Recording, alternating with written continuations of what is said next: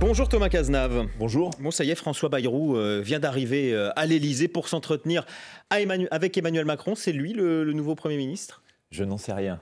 Nous verrons bien dans les quelques minutes, dans les quelques heures. Mais je crois que au-delà du choix du Premier ministre, il y a surtout un moment dans lequel l'ensemble des partis, des formations politiques doivent à un moment faire, je veux dire, un sursaut de responsabilité. Et ça, ce serait dans la logique politique, on va dire? Oui. Je crois un Premier ministre non censurable, puisque c'est ça la recherche des derniers jours? Ça sera, à mon avis, la feuille de route et la priorité du nouveau Premier ministre, d'arriver à bâtir, je ne sais pas si c'est un socle, je ne sais pas si c'est un accord de non-censure, de non-agression, mais redonner un cap de la visibilité à notre pays. C'est ce que nous demande. Est-ce que François Bayrou est la personnalité idoine, adaptée pour ça?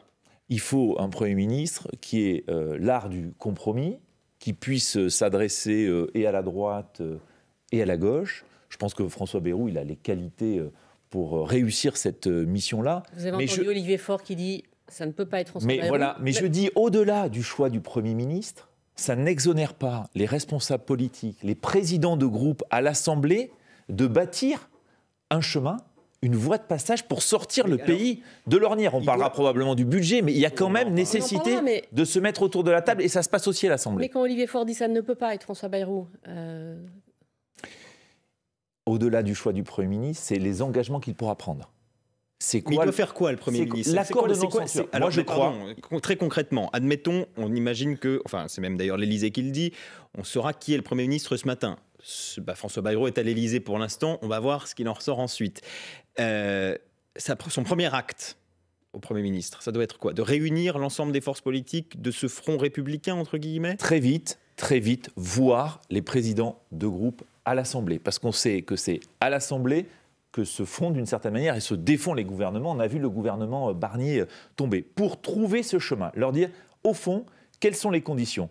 À la fois pour travailler ensemble, c'est un accord de coalition, le socle commun, un socle commun élargi, ou bien pour celles et ceux qui ne veulent pas participer, quelles conditions ils mettent pour ne pas censurer. Le pire serait laisser le pays dans l'incertitude. Et vous avez raison de parler d'Olivier Faure, parce que je pense que le Parti socialiste, il a une responsabilité très importante dans le moment. Il avait ouvert... Ce sont les socialistes qui l'ont là ce matin, et notamment avec le profil de François Bayrou, qui est aussi là pour ça, pour aller élargir l'ancien socle commun. Je pense qu'on a élargi avec la droite républicaine, et maintenant il faut pouvoir discuter avec la gauche, pour donner de la stabilité. Sans perdre la droite.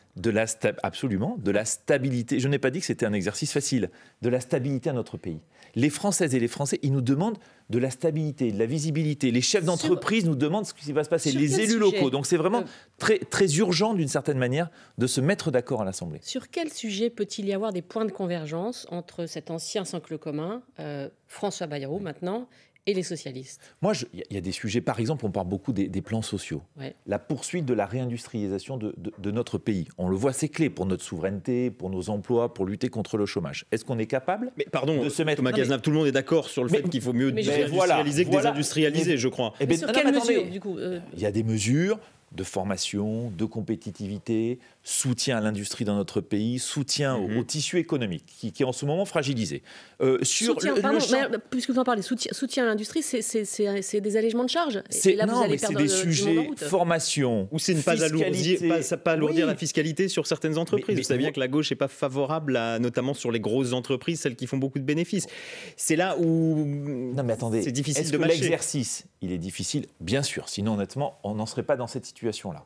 La question de l'industrie, de l'emploi est un bon sujet de convergence. Sur la question de la lutte contre les narcotrafics, par exemple, qui gangrènent nos grandes villes, est-ce qu'on peut se mettre d'accord entre formations politiques en disant on doit aller au-delà? La lutte contre la fraude, par exemple, sur laquelle moi je m'étais beaucoup investi. On a des sujets sur lesquels je suis convaincu qu'on peut travailler. La transition écologique en fait partie aussi. Et puis après, il y a l'éléphant. Des retraites. Il y a l'éléphant, j'y viens un petit peu, il y a l'éléphant au milieu de la pièce, c'est quand même le budget. Parce qu'à la fin, il faut quand même que notre pays ait un budget. Donc c'est là où je dis, quel est l'accord un peu de non-censure posé par les uns et par les autres pour qu'on dote très vite notre pays d'un budget. Allons dans le détail peut-être là-dessus, parce que vous qui avez été ministre en charge des comptes publics, 60 milliards d'économies, on entend certains au Parti socialiste dire 20 milliards suffirait, ce qui compte c'est la trajectoire. Est-ce que il faut peut-être passer de 60 à 40 ou à 30 ou voilà, et arriver à trouver un accord là-dessus. D'abord, Michel Barnier, il est tombé sur les économies. Son gouvernement est tombé parce qu'il portait dans son projet de budget des économies. Vous voyez à quel point l'exercice est difficile. Il n'y a aujourd'hui pas de majorité. Il n'y a aujourd'hui pas de majorité pour faire des économies. Vous avez vu les uns disant on ne dépense pas assez pour l'éducation, la transition écologique, vous faites des économies, c'est insupportable. Les autres demandant le Rassemblement national toutes les semaines des milliards d'euros supplémentaires. Mais donc vous dites pédale douce sur les économies ? Non, je dis juste qu'aujourd'hui le constat, c'est qu'il n'y a pas de majorité pour faire des économies et qu'il faut pouvoir engager un travail, y compris avec la gauche, en disant est-ce qu'on peut trouver ensemble des consensus sur est-ce qu'on peut faire un peu d'économie ? Est-ce qu'on peut mettre à contribution les plus riches ? C'était déjà une partie de l'ouverture de Michel Barnier. Dans son projet de budget... C'était en partie le cas, c'est effectivement sur les grandes entreprises. Les grandes entreprises, donc il y avait déjà le début d'un accord sur ces sujets-là. Mais est-ce qu'il faut renoncer à faire autant d'économies et de hausse de fiscalité que ce qui avait été évoqué par Michel Barnier ? Mais à la fin, on devra faire des compromis. Moi, je suis convaincu. Donc ça veut dire moins réduire le déficit ? Moi, je suis convaincu qu'il faut faire des économies. Parce que si on ne fait pas d'économies, soit on aura un déficit plus élevé, soit on aura des impôts qui vont augmenter. Donc c'est la raison pour laquelle nous, on a toujours défendu le fait de continuer à faire des économies pour ne pas augmenter les impôts et réduire le déficit. Dans le deal, pardon pour l'anglicisme, il y a la réforme des retraites. Oui. Le gel, vraiment gel dont parle Olivier Faure ou encore Fabien Roussel, en quoi il est plus acceptable peut-être à vos yeux qu'une abrogation ? Parce que dans les faits, c'est un peu la même chose, mais pour eux, ça fait toute la différence. Avec une conférence de financement. Gel pour vous ? Un gel, pourquoi faire ?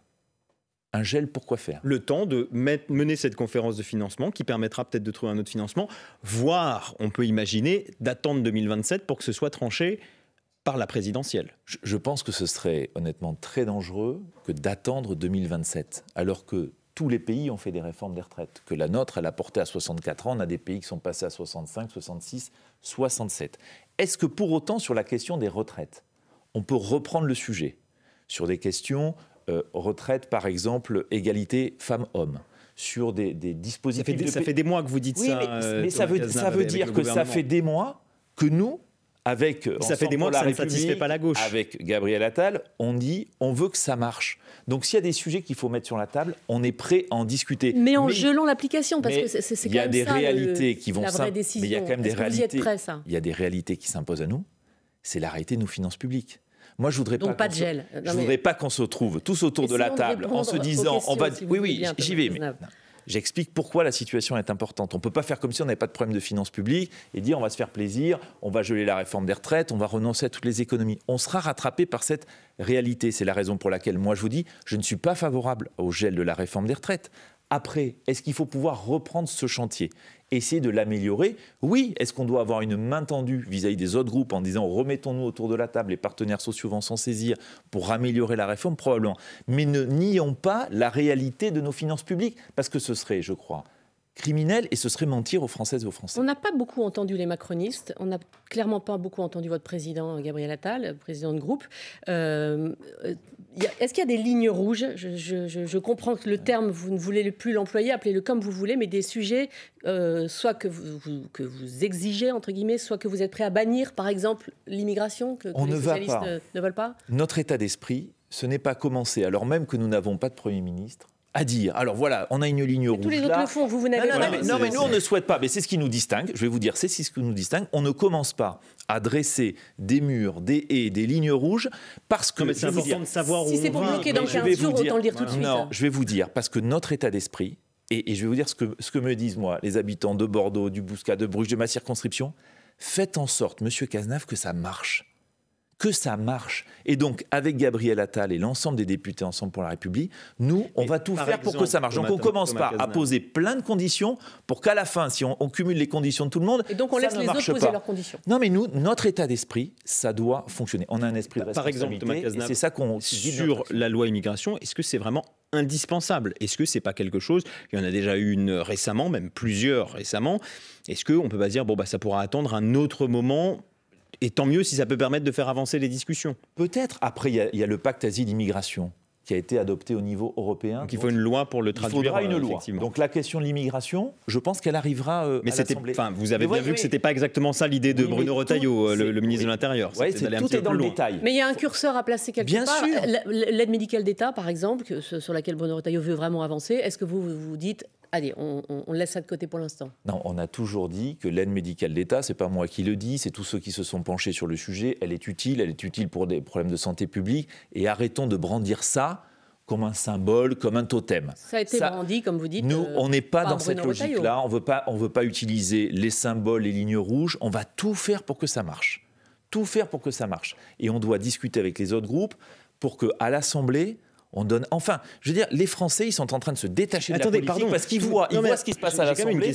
Ils sont extrêmement sévères. On a souvent reproché aux troupes d'Emmanuel Macron de pas être cortiqué, on va dire, d'un point de vue idéologique. Mais là, en fait, vous nous dites, voilà, nous, on est prêt à discuter de tout, on n'a pas de ligne rouge, on n'a pas de limite.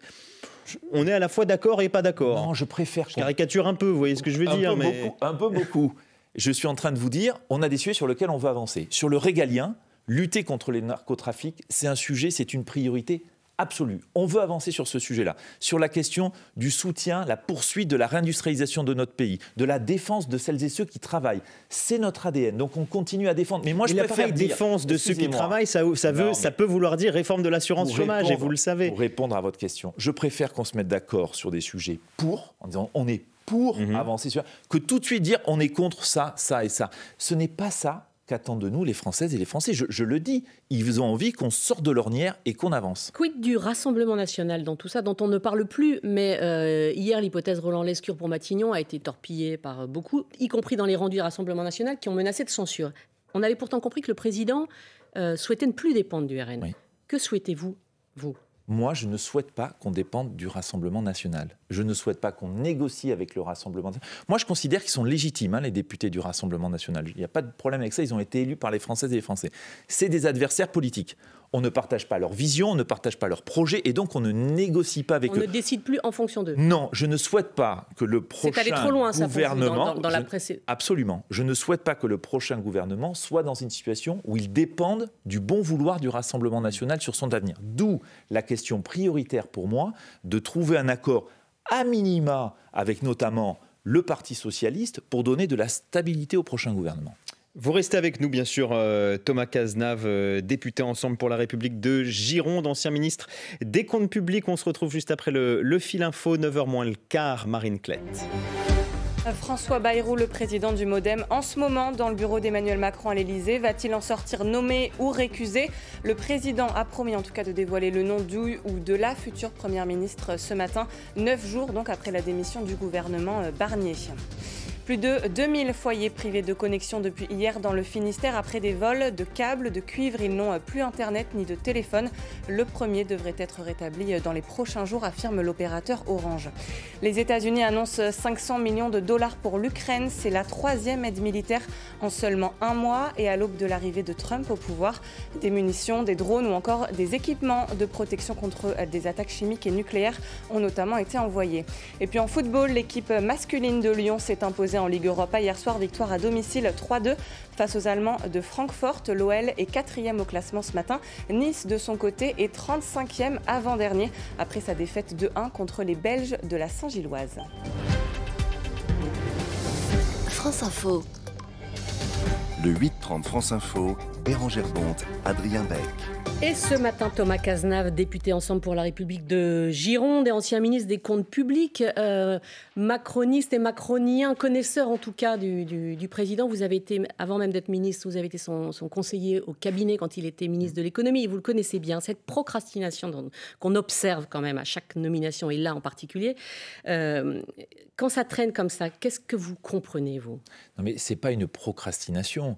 Vous voyez bien que l'équilibre à l'Assemblée est très compliqué à trouver. Donc moi, je préfère qu'on prenne du temps pour qu'ils puissent choisir, mais attendez, c'est très important, la bonne personne pour donner de la stabilité au pays, parce que l'enjeu, honnêtement, c'est de sortir de l'incertitude dans laquelle nous ont jeté les oppositions qui ont voté ensemble une motion de censure. Donc moi, je préfère qu'on prenne un peu de temps, qu'on bâtisse un socle solide. Vous voyez le ras-le-bol que ça génère, honnêtement. On l'entend dans beaucoup de reportages et le CEVIPOF le dit.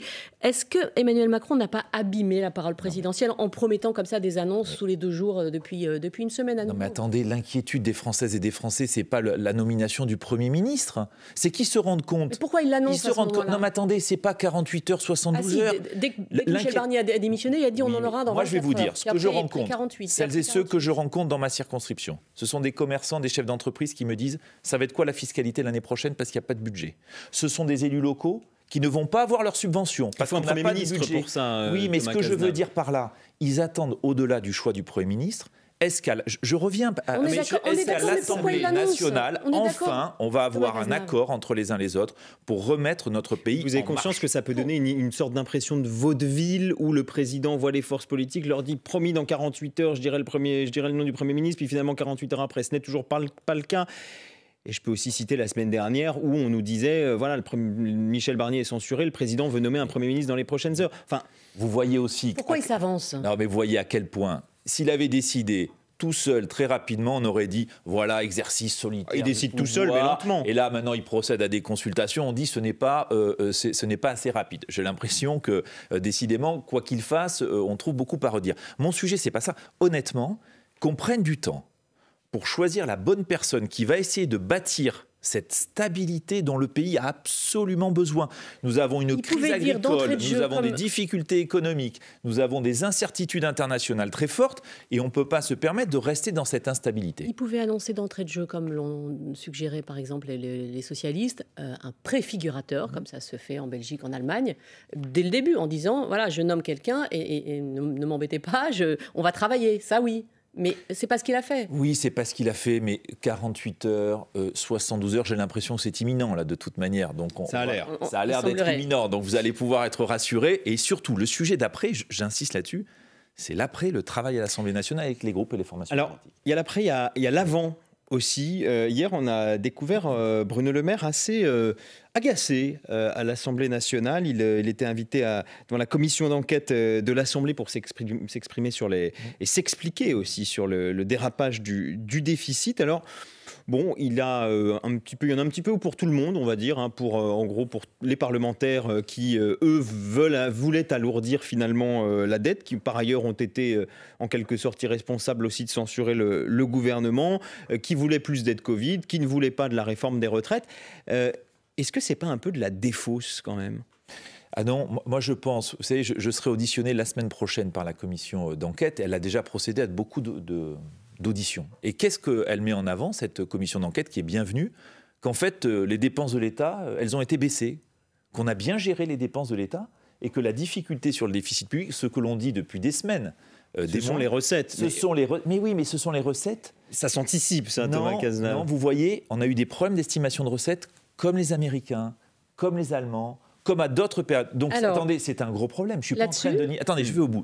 Je ne nie pas la difficulté. Je dis juste que ça permet au moins de faire la clarté sur une chose.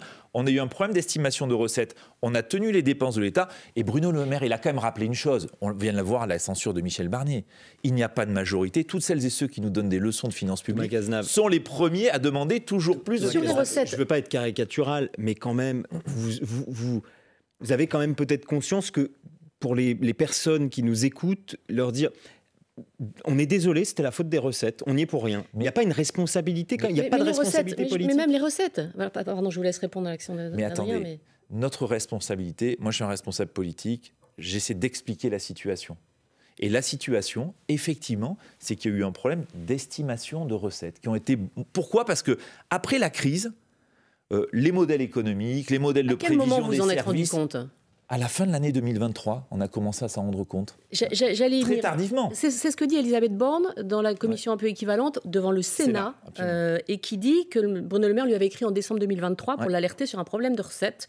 Mais elle dit aussi qu'il n'avait pas non plus fait le siège de mon bureau pour imposer un budget rectificatif. Elle était prise, elle, dans la loi immigration. Il y a à minima un défaut d'alerte, alors que vous saviez, parce que c'est plus tard qu'on a entendu parler de ce problème de recettes. Non, je ne peux pas vous laisser dire ça. Dès qu'on a su... on a agi. Vous vous souvenez, le débat en février. On a fait 10 milliards de coupes, y compris à votre antenne. quelle horreur, toutes ces coupes budgétaires. Les responsables politiques, ils défilaient. En février. Oui, en février. Ils défilaient. Décembre, février, il y a 2 mois. Oui, en janvier, je n'étais pas ministre, c'était un remaniement, je n'étais pas ministre du budget à ce moment-là, mais dès qu'on a su, on a agi.